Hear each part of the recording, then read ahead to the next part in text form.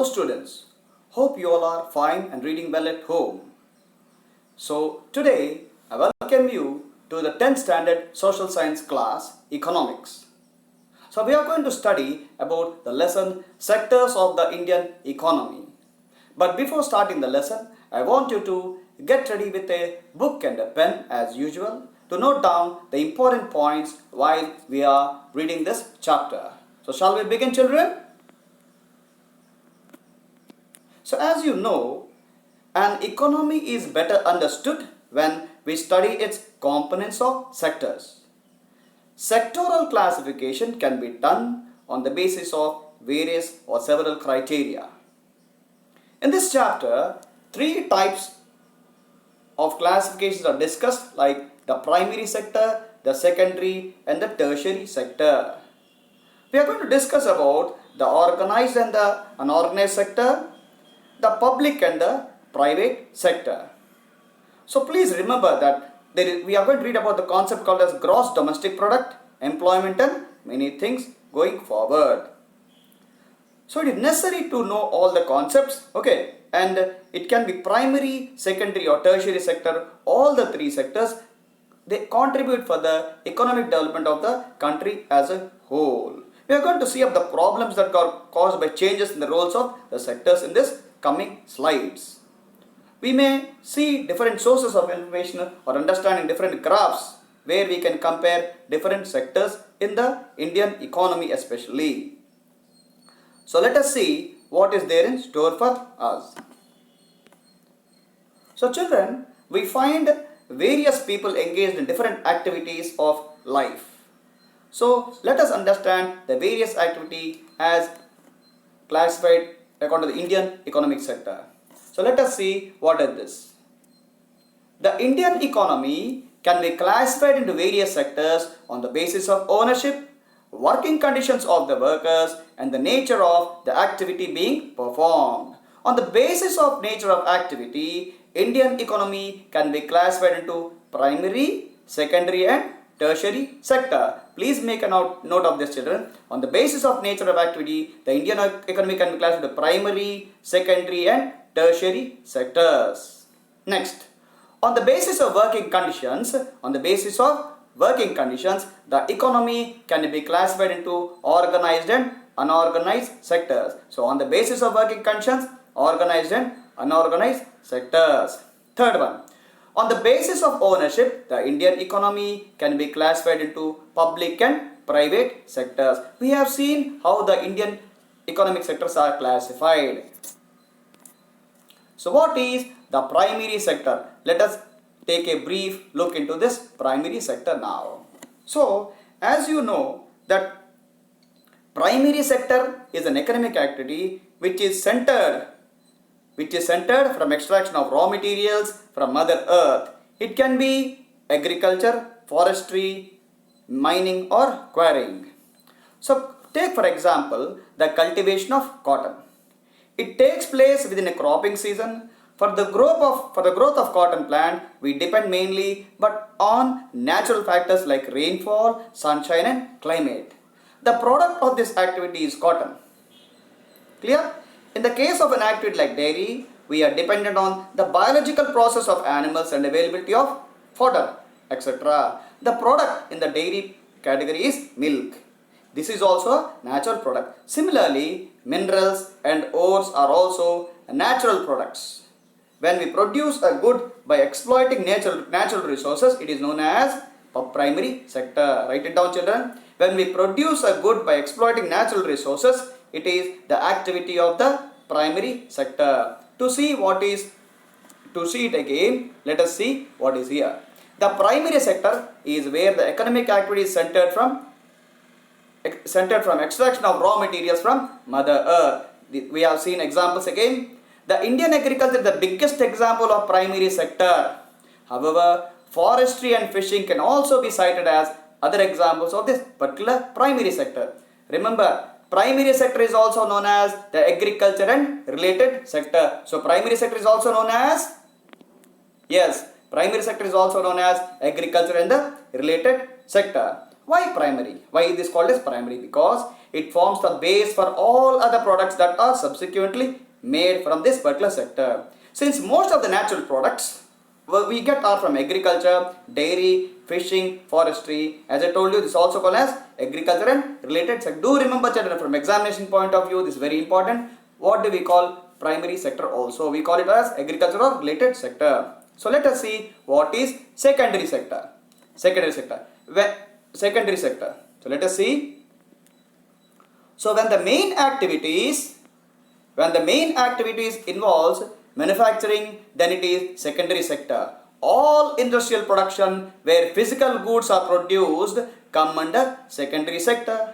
In the secondary sector, which is one of the most important thing of national economy, natural ingredients are used to create products and services that are consequently used for consumption. We are going to see many examples in late coming slides. Okay, this sector can be regarded as one that adds value to the products and services on offer. The major examples of the sector are manufacturing. Let us take a small example over here. I am going to explain this with a small example. For example, sugar cane is grown in the field. So it has got some value. If a farmer sells sugar cane in the market, it may fetch him a kg of sugar cane may fetch him around 100 rupees or so. If you sell the same thing to the factory is going to convert sugar cane into sugar, and this sugar cane is converted to sugar and is sold in the market for 200 rupees per kg or something, because the value is added in this particular process in the secondary sector.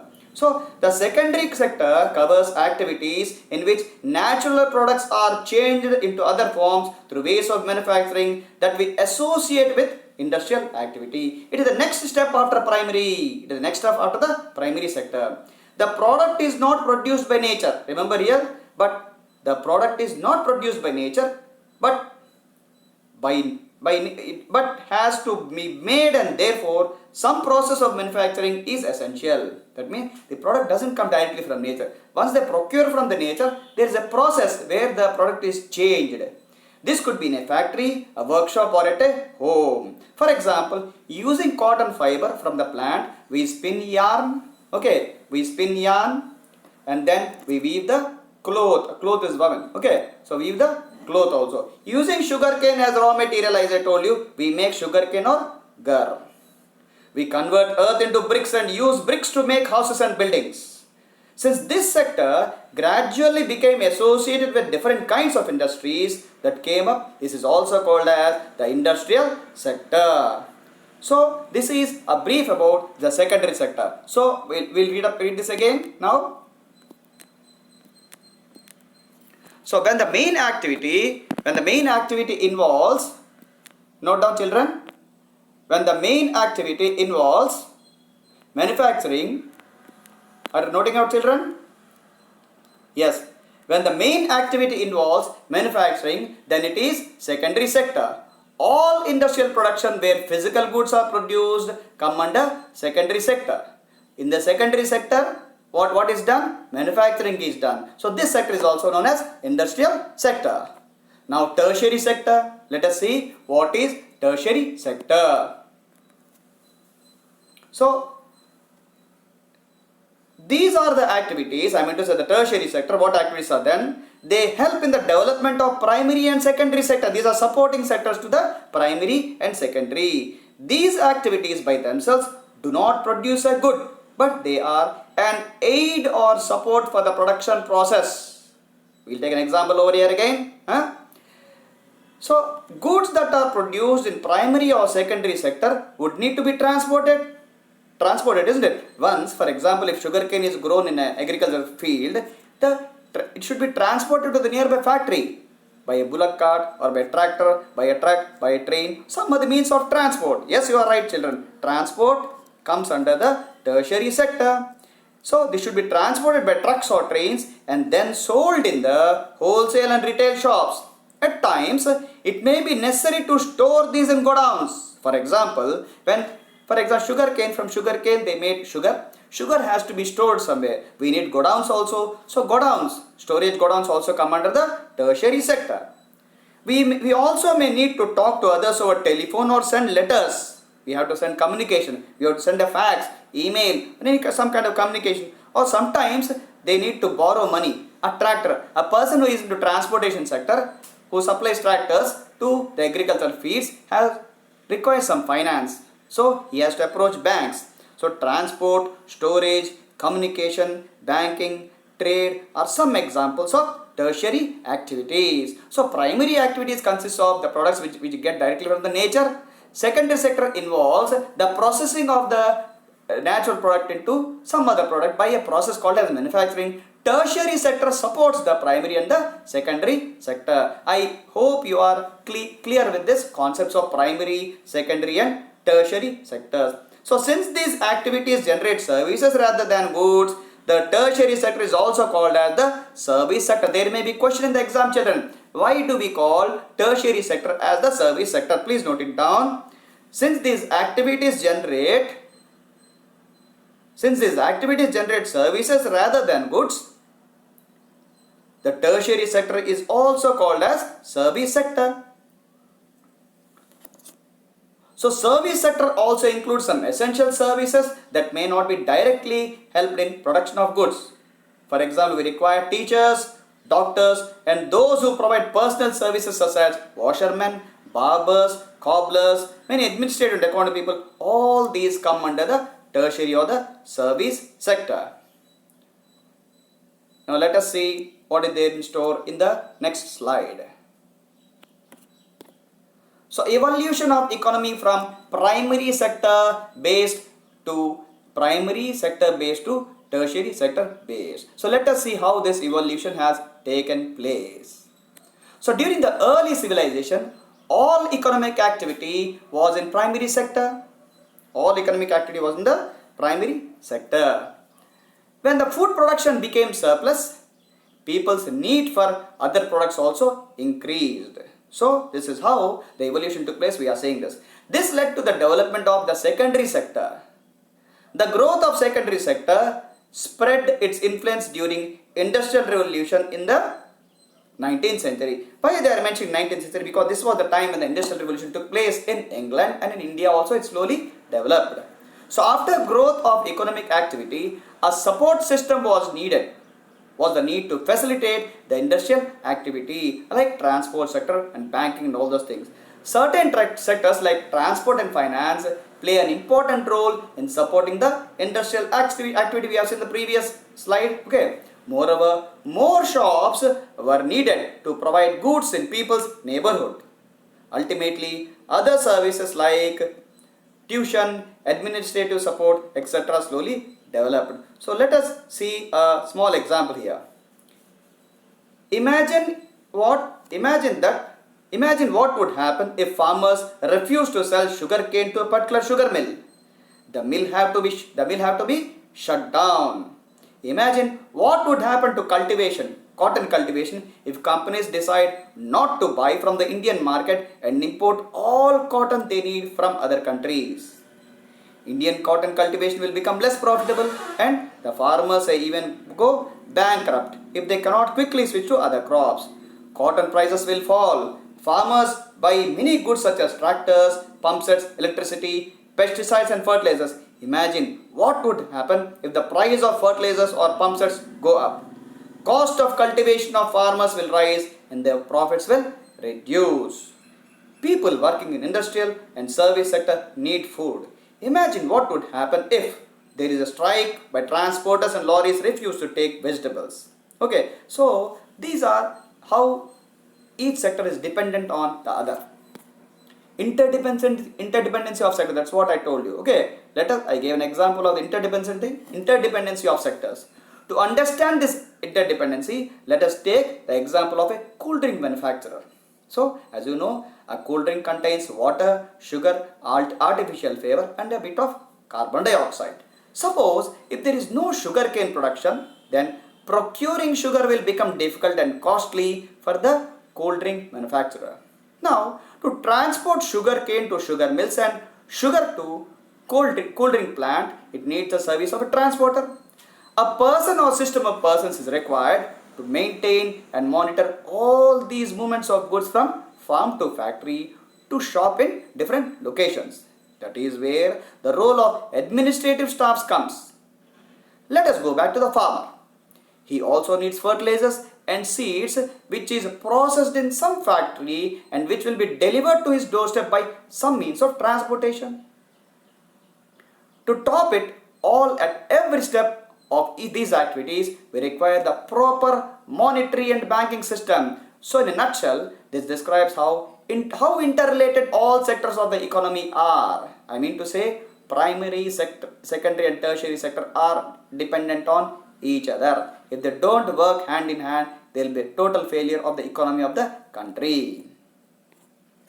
So beautiful example over here, as I told you. So in the first slide, here in the slide we have 4 pictures. You can see in the beginning that sugar cane is grown, and that falls under which sector? Yes, primary sector. So this is transported by using a tractor. So tractor transportation comes under tertiary or service sector. Next, manufacturing of sugar and drink. It is a factory. You can see the picture of a small factory over here. Okay, here this sector comes under the secondary sector, and the final product is the cool drink. Clear? How they are interdependent, we have shown it in a diagram. How do we count the various goods and services and know the total production in each sector? The values of goods and services is used rather than adding the actual number to know the total production. Let us see an example here. Be very attentive, children, and try to understand this. Okay? So let us see what is written over here. For example, if 10,000 kg of wheat is sold at rupees 8 per kg, the value of wheat will be 10,000 kg into 8, 80,000 rupees. The value of 5,000 coconuts at rupees 10 per coconut will be 5,000 into 10 rupees, that is 50,000 rupees. Similarly, the value of goods and services in the 3 sectors are calculated and then added up. I mean to say, what is the total value of primary sector, what is the monetary value of the secondary sector, what is the total monetary value of tertiary sector, all these are added and the final product comes to us. The value is added. Remember, there is one precaution we have to take. Not every good that is produced and sold needs to be counted. It makes sense only to include the final goods and services. Let us take an example here. A farmer who sells wheat to a flour mill for rupees 8 per kg. He sells flour to a flour mill for rupees 8 per kg. The mill grinds, the processes, okay, grinds the wheat and sells the flour to the biscuit company for rupees 10 per kg. The company uses the flour and things such as sugar and oil to make 4 packets of biscuits. It sells the biscuit to the consumers for rupees 60. Each packet costs around 15 rupees. So this is how, okay, this is how the final value of the products is counted. So how do we count the various goods and services and know the total production in each sector is discussed here. Now let us see what is the next slide. So an important concept here, gross domestic product. Okay, so what is GDP? We are going to see. The value of final goods and services produced in each sector during a particular year provides the total production of the sector for that year. Okay, we are talking about a particular sector, not GDP. GDP will be talked later. Okay, so in the first point, we are talking about what? We are talking about the value of final goods and services produced in each sector during the particular year provide the total production of the sector for that year. See the second point? The sum of production in 3 sectors gives us the GDP of the country. GDP is the gross domestic product of the country, and it is defined as the value of all final goods and services produced within the country during a particular year. The third point is the definition of gross domestic product. So what is gross domestic product of a country? It is the value of all final goods and services. Don't forget the word services. It is also very important and a very important ingredient of this definition. It is the value of all final goods and services produced within the country during a particular year. So the next question, why are only final goods and services counted? Because if we count, for example, if you take a carpenter who manufactures a table, he will not add the value of nails and give it to the customer. He will just say the final value of the table. Clear? So coming back to GDP again. So if the GDP of a country is more, it shows that the economy is big and the country is doing well.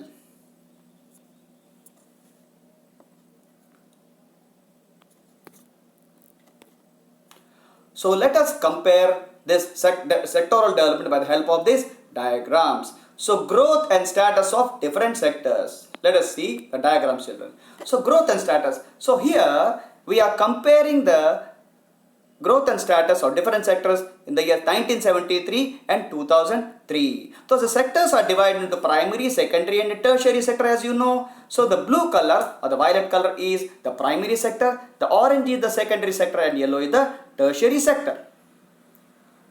So value of sectors in Indian economy in rupees crores. If you see the year 1973, the contribution or the growth status of different sectors, if you can see, most contribution was from the primary sector because agriculture was given primary importance during that time by the government of a country.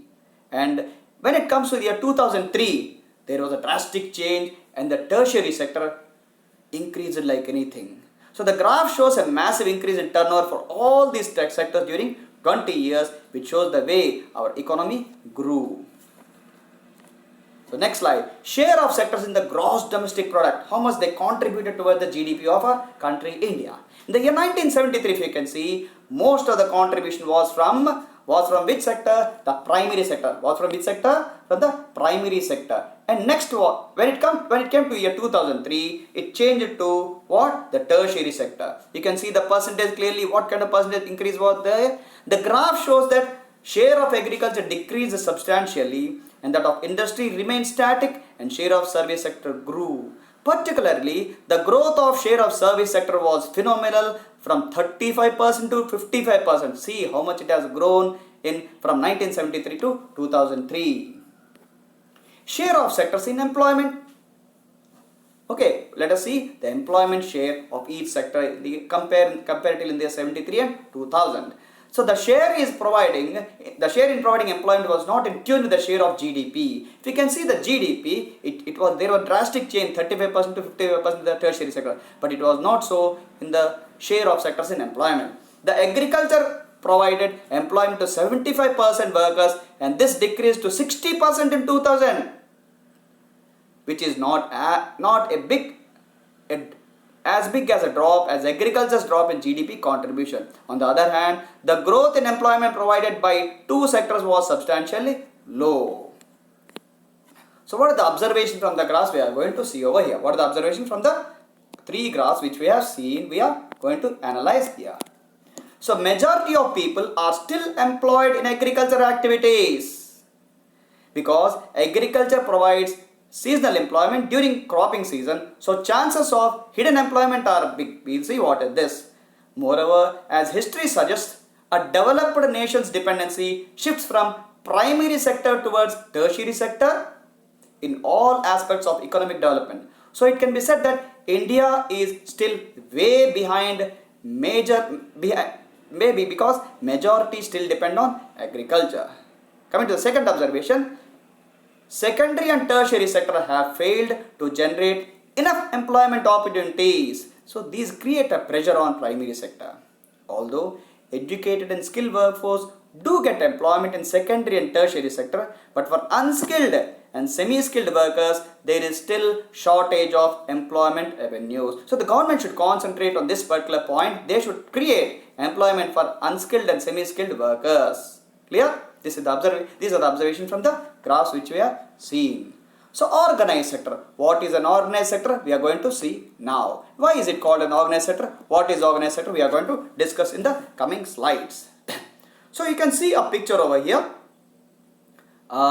Some women are working in a factory, in a what we call a software development center or a knowledge process outsourcing company.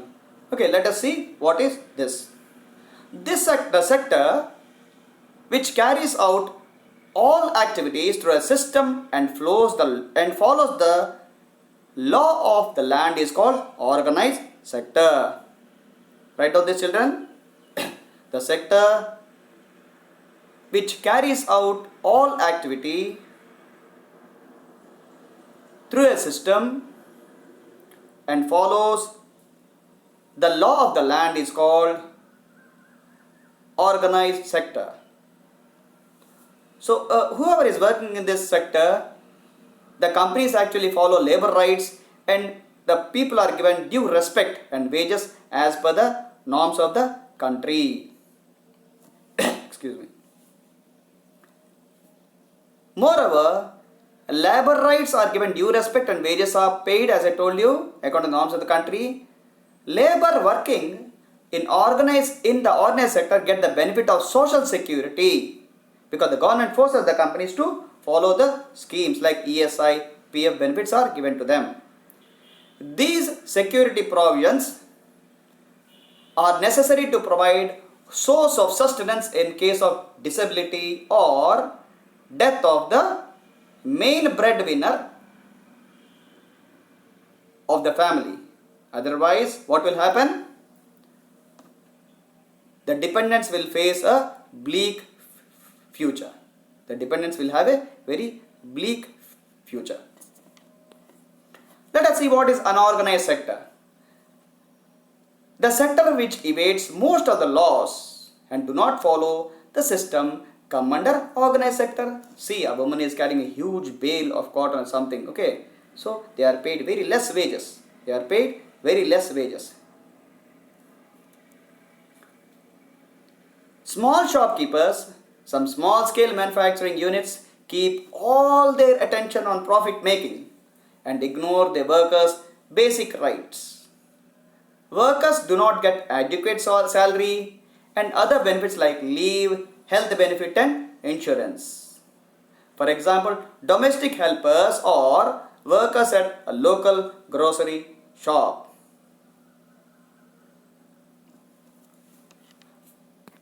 Public sector. Children, you can see brands over here. These are the Indian brands owned by the government of a country. So let us see what are public sector. What comes under public sector? The companies which are run and financed. Okay, the companies which are run and financed by the government comprise the public sector. So why government started public sector? After independence, India was a poor country. India needed huge amount of money to set up manufacturing plants for basic items like iron and steel, aluminum, fertilizers and cements. Additionally, India also needed infrastructure like roads, railways, ports, airports, which require huge amount of investment. In those days, Indian entrepreneurs were not cash rich, so government had to start creating big public sector enterprises like SAIL, Steel Authority of India, ONGC, Oil and Natural Gas Commission and many more. Clear? You can see some names of the companies: MTNL, Mahanagar, okay, Telephone Nigam Limited, Hindustan Aeronautics Limited, okay, National Thermal Power Corporation, to name a few. Private sector. The private sector is that part of the economy sometimes also referred to as the citizen sector. Remember children, the private sector is also called as the citizen sector, which is run by private individuals or groups, usually as a means of enterprise for profit and is not controlled by the state. The private sector employs most of the workforce in some countries, but remember children, the private sector is legally regulated by the state. Businesses within one country are required to comply with the laws in that country. I mean to say, wherever the company operates, in whichever country it operates, the company has to follow the rules of the country. Underemployment. We are going to see what is underemployment now. So it is a situation where people are apparently working, but all of them are made to work less than their potential. Write down. It is a situation where people are apparently working, but all of them are made to work less than their potential. If few people move out, it will not affect the production. If few people move out, it won't affect the production. It is hidden in contrast to open unemployment, where a person is clearly or visibly without a job. For example, there are thousands of casual workers who in service sector in urban areas like painters, plumbers and all these people, they are actually considered as underemployed people. They are considered as underemployed people. Types of unemployment. What are the different types of unemployment we are going to see now? So each one is doing some work but no one is fully employed. This is the situation of underemployment where people are apparently working but all of them are made to work less than their potential. This kind of underemployment is hidden in contrast to someone who does not have a job and is clearly visible as disguised unemployment. Let us take an example over here to understand the concept in a better way. For example, a husband and a wife have a 2 acres piece of land. They are cultivating sugarcane in it. So the children have just completed graduation. They are not getting a job in the close by locality. So they force their children to work in the farmland. So even though the 2 other children work or not, the work will go on as usual. So this situation of these 2 extra people employed is called as underemployment. Okay. So what will happen? How can the government help to create employment for them also? Let us see. So let us take this example. So imagine there is a woman called as Lakshmi. She has 2-hectare plot of unirrigated land. So the government can spend some money on or banks can provide a loan to her to construct a well for her family to irrigate the land. Lakshmi will then be able to irrigate her land and take second crop wheat during the Rabi season. Let us suppose that 1 hectare of wheat can provide employment to 2 people for 50 days, including sowing, watering, fertilizer. Then what will happen? Then they will also they will be paid for the work. And if slowly a factory also develops close by, these 2 people can work in the factory. So they can actually go out and work, and in this way the government can also develop the employment avenues for the people in that locality. So there are lakhs of farmers in India, and even if we remove a lot of people from agriculture sector and provide them with proper work elsewhere, agriculture production will not actually get a hit.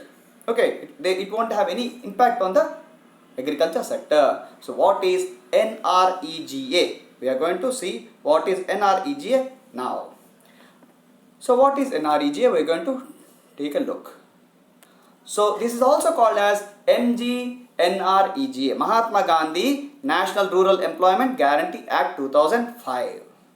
So this was an initiative taken by the central government of India. So under this NREGA 2005, all those who are able to and are in need of work are guaranteed 100 days of employment in a year by the government. Remember, it guarantees 100 days of work for the rural population. If the government fails in its duty to provide employment, it gives unemployment allowances to the people.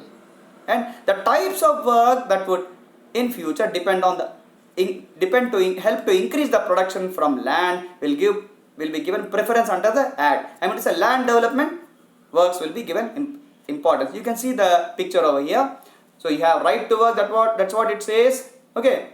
100 days of employment in a year for each family within 5 kilometers of your residence within 15 days from application on local development project. These are the points you should remember, children. NREGA started by central government of India. So we can see that all the provisions, all the help is given by the government of a country. So this is something called as right to work. And we have around 35 lakh people who are getting employed every year in this particular project. So with this we come to the end of this fantabulous chapter called as sectors of the Indian economy. Imagine, children, each and every sector is dependent on each other, and these 3 sectors work hand in hand for the development of our country, India. Keep reading at home. Complete your homeworks in time. Thank you, children.